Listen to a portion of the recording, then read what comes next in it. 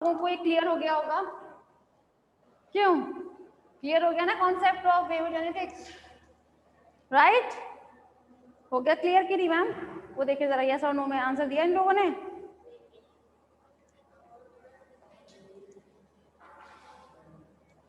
वो कहाँ है कपड़ा? भाई जल्दी जवाब दें मुझे।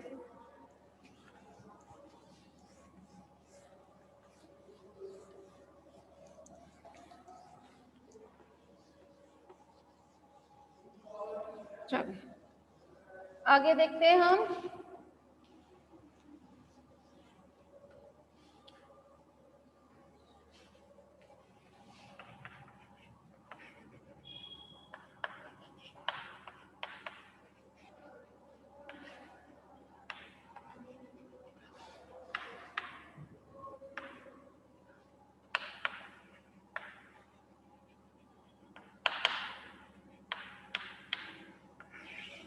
मतलब अब हम बात करने वाले हैं हमारे कॉन्सेप्ट। आपको तो दिख नहीं रहा क्या? हम ऊपर तक का दिख नहीं रहा ना शायद इन लोगों को ऊपर का नहीं दिख रहा मैम। हाँ नहीं दिख रहा ना, मुझे दिखाई नहीं है।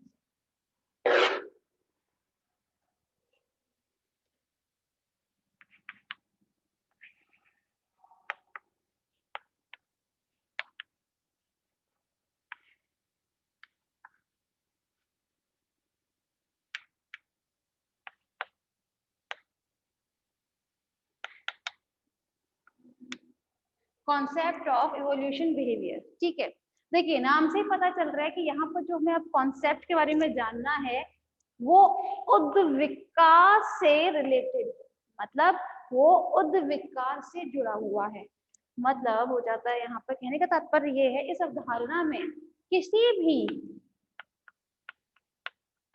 प्राणी के व्यवहार में, ठीक है, समय के साथ आप लोग जानते हैं समय के साथ क्या होता रहता है, कुछ कुछ बदलाव होता रहता है। और अगर ये बदलाव इवोल्यूशन की वजह से हो, भाई किसी भी प्राणी के व्यवहार में समय के साथ क्या होता रहता है, थोड़ा थोड़ा व्यवहार में चेंजेस आते रहते हैं। अगर ये चेंजेस जो है वो इवोल्यूशन के आधार पे हो, तात्पर्य उद्विकास उद्विकास के आधार पर हो, तो इस प्रकार के बिहेवियर को या इस प्रकार के व्यवहार को हम किसके अंतर्गत रखते हैं? इवोल्यूशन बिहेवियर के अंतर्गत रखते हैं। अब जरा सा एग्जांपल दे देते हैं। देखिए पहले के जमाने में बहुत अलग अलग तरीके के एनिमल्स होते थे, जानते हैं ना आप सब लोग। अब आप लोगों ने देखा होगा भाई फर्स्ट ईयर में जो फर्स्ट पेपर होता है आपका, ठीक है, उसमें कुछ चीज बताई जाती है।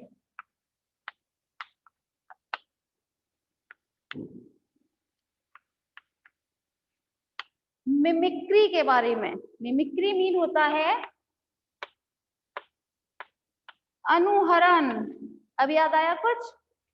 हाँ फर्स्ट पेपर में बताया जाता है बकायदा, इवोल्यूशन वाला पेपर जो होता है फर्स्ट ईयर में, उसमें जो फर्स्ट यूनिट होती है उसी में बताया जाता है मिमिक्री के बारे में, अनुहरण के बारे में।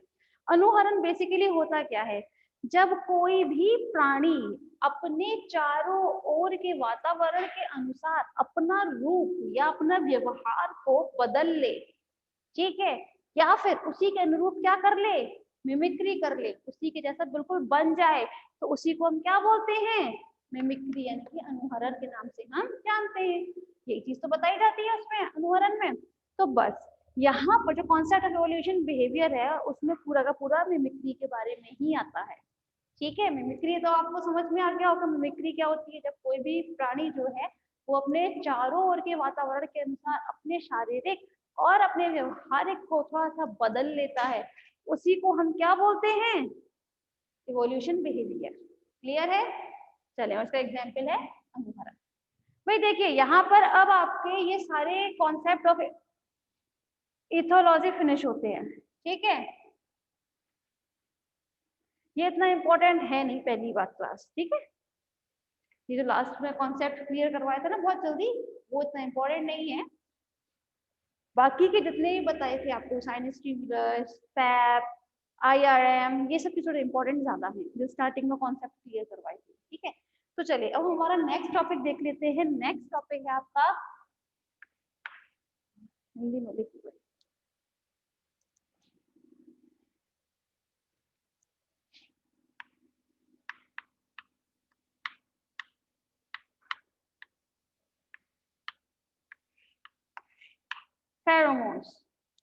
ठीक है, तो फाइनली यार आप लोगों को पता होगा फेरोमोन्स क्या होता है। मैंने कई बार फेरोमोन शब्द का यहाँ पर वो भी किया है, काफी बार बात भी की है फेरोमोन्स क्या होता है। तो देखिए फेरोमोन्स की छोटी सी एक डेफिनेशन देख लेते हैं पहले।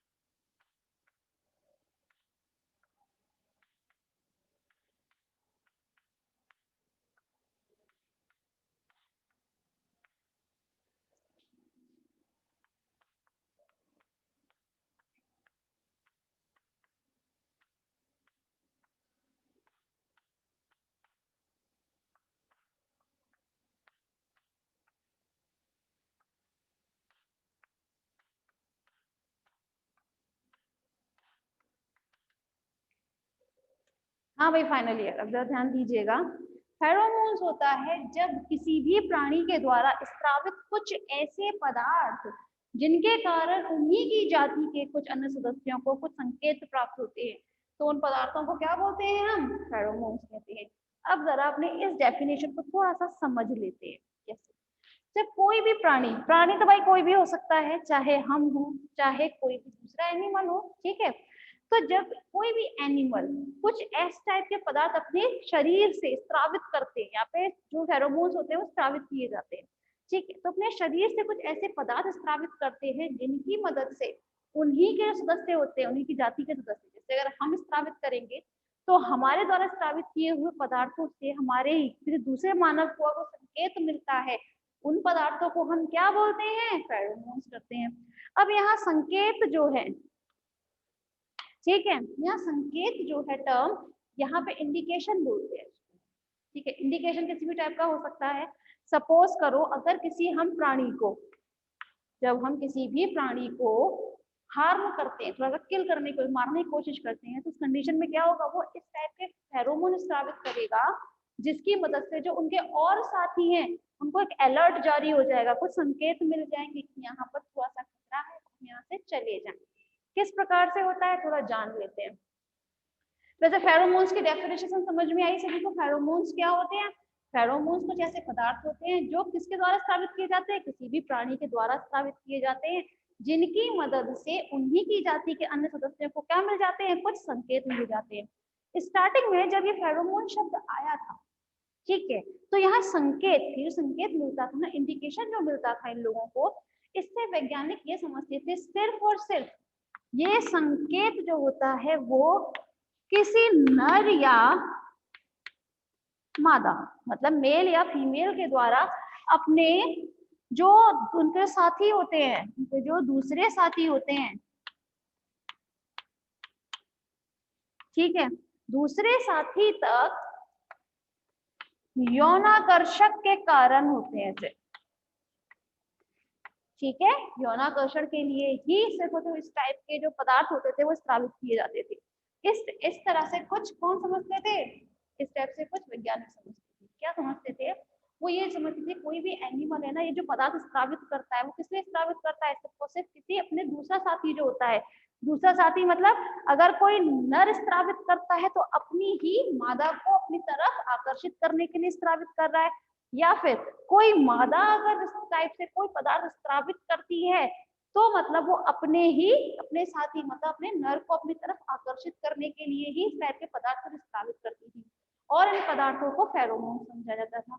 लेकिन जैसे जैसे वैज्ञानिकों ने इसके बारे में आगे भी खोज की है तो उन्हें क्या चीज मिला, उन्हें ये लगा कि संकेत जो है ना वो सिर्फ और सिर्फ यौनाकर्षण तक ही सीमित नहीं है, सिर्फ और सिर्फ अट्रैक्शन तक ही सीमित नहीं है, ये संकेत किसी भी प्रकार हो सकता है। किस टाइप के हो सकते हैं भाई संकेत? जैसे शत्रुओं से बचाव के लिए,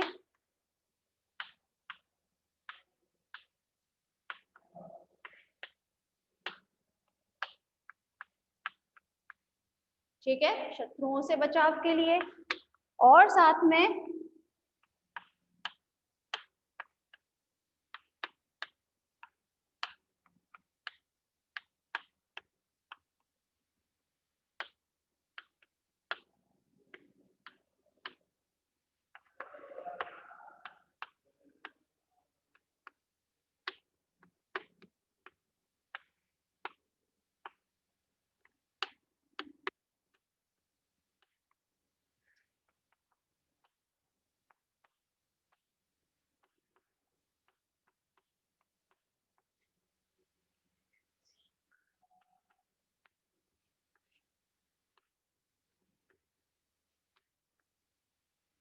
हाँ भाई, ये जो संकेत होते हैं वो किसी प्रकार से हो सकते हैं, जैसे शत्रुओं से बचाव के लिए। कुछ एनिमल्स ऐसे होते हैं जब उन पर अटैक करते हैं ना तो कुछ इस टाइप के पदार्थ जो है वो स्रावित करते हैं जिनकी वजह से उन्हीं के साथियों को क्या मिल जाता है कि एक इंडिकेशन मिल जाता है, एक संकेत मिल जाता है कि यहाँ से भाग जाओ, यहाँ पर शत्रु आ चुके हैं उन्हें मारने के लिए। ठीक है, इन सबके एग्जाम्पल दिए जाएंगे बकायदा क्लास। ठीक है, किस प्रकार से तब आपको याद दिलाया जाएगा कि मैंने यहाँ पर जो आपको संकेत बताए थे वो किस टाइप से अलग अलग उसमें बताए थे। ठीक है, यहाँ पर सिर्फ अभी आप जान लीजिए किस तरह से फेरोमोन्स स्रावित किए जाते हैं और किस प्रकार से इनका काम होता है फेरोमोन्स। ठीक है, एक होता है भोजन की तलाश हो जाने पर, जैसे किसी एक प्राणी को, मैं एक एग्जाम्पल दे देती हूँ उसके लिए। आप लोगों ने जनरली देखा होगा मधुमक्खियों का झुंड जब खाने की तलाश में निकलता है तो उनका पूरा का पूरा जो झुंड होते हैं, जो श्रमिक होते हैं, वो निकलते हैं तलाश में। उन्हें नहीं पता होता उन्हें किस डायरेक्शन में जाना होता है, तो क्या करते हैं वो हमेशा एक ग्रुप बनाते हैं, वो चारों दिशाओं में जाते हैं। ठीक है, चारों दिशाओं में मिल जाने के बाद क्या करते हैं वो हमें जब उन्हें उनकी खोज पूरी हो जाएगी खाने की, जैसे ही उन्हें खाना मिल जाएगा वैसे ही वो अपने साथियों को कुछ अलग प्रकार से इंडिकेशन देते हैं। ठीक है, अब वो जो इंडिकेशन होता है वो जरूरी नहीं है सिर्फ और सिर्फ किसी हम पदार्थ के द्वारा ही दें, वो बहुत तरीके से भी दिया जा सकता है। जैसे आप लोगों ने सुना होगा कि वो डांस करते हैं, है ना। यहाँ अगर हम यहाँ बात कर रहे हैं मधुमक्खियों की तो यस वो डांस के द्वारा देते हैं, और अगर हम बहुत सारे एनिमल्स में इस तरह से देखें, जैसे अगर चींटियों में देखें, ठीक है, चींटियां जब भोजन की तलाश में निकलती हैं तो क्या देखते हैं हम कि उनकी अगर तलाश पूरी हो जाएगी, सिर्फ एक चींटी जो है जिसे हम खोजी चींटी के नाम से जानते हैं, जो खोज करती है चाहे खाने की हो पीने की हो किसी भी चीज की जो खोज करती है, ठीक है, तो खोज जब पूरी हो जाती है तो क्या करेगी वो अपने एंटीना, भाई उनके एंटीना प्रेजेंट रहते हैं उनके सर पर, है ना, हेड रीजन में प्रेजेंट होते हैं एंटीना, तो अपने उस एंटीने के थ्रू वो कुछ फेरोमोन्स स्रावित करती है जिसकी वजह से जो अन्य चींटियां होती हैं उन्हें एक इंडिकेशन मिल जाता है कि यस इस खोजी चींटी ने भोजन प्राप्त कर लिया है, तो वो उस फेरोमोन को ही एक रास्ता बनाती है। भाई जैसे सपोज करो एक चींटी थी, यहाँ से चींटियां गई हैं सभी डायरेक्शन में, ठीक है, बकायदा इसका बहुत अच्छा एक साइंटिस्ट थे बोनेट, उन्होंने इस चीज पर एक्सपेरिमेंट भी किया था, वो आगे के लेक्चर में बताए जाएंगे किस तरह से किया था। ठीक है, तो यहाँ अभी आप भोजन वाले का सुन लीजिए, भोजन की तलाश में कैसे ये एक खोजी चींटी जो थी वो इस तरह से गई, यहाँ पे उसको खाना मिल गया तो उसने अपने एंटीने को थोड़ा सा हवा में लहराकर अब क्या इंडिकेशन दिया कि यस मुझे यहाँ पर खाना मिल चुका है। अब जब वो यहाँ से चली थी ना तो अपने रास्ते में वो अब क्या चीज करती गई थी, फेरोमोन्स को स्रावित करती गई थी अपने पूरे रास्ते भर से। ठीक है, जैसे ही इसने अपने एंटीना हवा में लहराए और इसने क्या किया था अपने फेरोमोन्स की सहायता से बाकी सब चींटियों को उसने वो बता दिया कि भाई यहाँ पे खाना मिल चुका है, तो बाकी की चींटियां जो थी वो इन्हीं, ये तो यहाँ पे फेरोमोन स्रावित करती गई थी पूरे रास्ते भर, इनका ही इसी फेरोमोन को क्या करेगी, फॉलो अप करेंगे वो, उसको फेरोमोन को क्या करेंगे, उसका पीछा करते करते करते करते इस खाने तक पहुंच जाएंगी चींटियां। इसीलिए आप लोगों ने जनरली देखा होगा कि चींटियां होती है वो क्या करती हैं, एक ही डायरेक्शन में चलती हैं। जब भी कभी उन्हें कुछ खाना वाना मिल जाता है तो एक के पीछे एक के पीछे एक के पीछे एक चलती है। वो कभी भी, जैसे हम लोग ह्यूमंस नहीं करते हैं, दौड़ लगाते हैं, आप लोगों ने जनरली देखा हो, कहीं पहुंचना होता है तो जो सिग्नल होते हैं सारे के सारे ह्यूमंस वहां इकट्ठे हो जाएंगे कि मैं पहले पहुंचूंगा, कि मैं पहले पहुंचूंगा, ऐसा उनमें नहीं होता। ये एक के पीछे एक इस तरह लाइन बना के चलती हैं, आप लोग कभी भी नोटिस कर लीजिएगा, तो आप लोगों ने अब तक कर भी लिया होगा कि चींटियां इस तरह चलती है। तो क्यों चलती हैं वो, ये रीजन जो आप लोगों को तक समझ में नहीं आया होगा, वो रीजन होता है सिर्फ और सिर्फ फेरोमोन्स की वजह से, होता है ना, फेरोमोन्स की वजह से ही। ठीक है, तो ये यहाँ पर खोजी चींटी जो थी उसने तो भोजन की तलाश पूरी होने पर अपने साथियों को भाई किसके द्वारा संकेत दिए थे, वो संकेत फेरोमोन्स ही तो कहलाए थे, है ना। और साथ में होता है यौनाकर्षण के लिए। अब यौनाकर्षण के लिए तो बहुत सारे तरीके होते हैं भाई, यौनाकर्षण, आप किसी साथी को अपनी तरफ अट्रैक्ट करना चाहते हैं तो उसके लिए जब कोई एक साथी अपने शरीर से कुछ पदार्थ यानी कि फेरोमोन स्रावित करता है, उसका कारण अगर यौनाकर्षक है तो यस, वो यौनाकर्षण के लिए भी स्रावित किए जाते हैं कुछ पदार्थ, है ना। और कुछ होते हैं अन्य कारण, अन्य कारण बहुत सारे तरीके से सकते हैं। अन्य कारण जैसे मैंने लास्ट लेक्चर्स में एक बात बताई थी, जब एक बार एक गाड़ी में कोई एक रानी मक्खी फंस गई थी, है ना, तो उसने क्या किया था, उसने इंडिकेशन दिया था फेरोमोन्स के द्वारा ही, तो उसने इंडिकेशन दिया था अपने श्रमिकों को कि यस मैं यहाँ पर फंस चुकी हूँ, मुझे यहाँ से निकालो। तो ये इंडिकेशन जो होता है, मैंने आप लोगों को याद हुआ एपिकल्चर में कई बार फेरोमोन शब्द का किया था, इस्तेमाल किया, है ना। तो इसीलिए किया था क्योंकि रानी मक्खी जो होती है वो फेरोमोन्स ही तो होते हैं जिसके द्वारा अपने श्रमिकों को कंट्रोल करके रखती है, वो कि वो सारे श्रमिक उसकी बात मानते हैं, वरना वो किस तरीके से कंट्रोल करेगी बताओ। उनको उनका जो श्रमिक जो खाना खाते हैं ना उसमें थोड़ा सा वो क्या कर देती है रानी मक्खी, ये फेरोमोन्स मिला देती है, और फेरोमोन्स मिलाने की वजह से ही जो उनके श्रमिक मक्खियां होती हैं वो कैसी हो जाती है, स्टेराइल बंधे रहती हैं हमेशा, है ना। स्टेराइल होने का जो मेन कारण होता है उनका, वो सिर्फ यही होता है कि उनके खाने में रानी मक्खी क्या मिला देती है, फेरोमोन मिला देती है। क्लियर है, क्यों भाई, फाइनल ईयर आप लोगों को क्लियर हुआ यहाँ पर ये,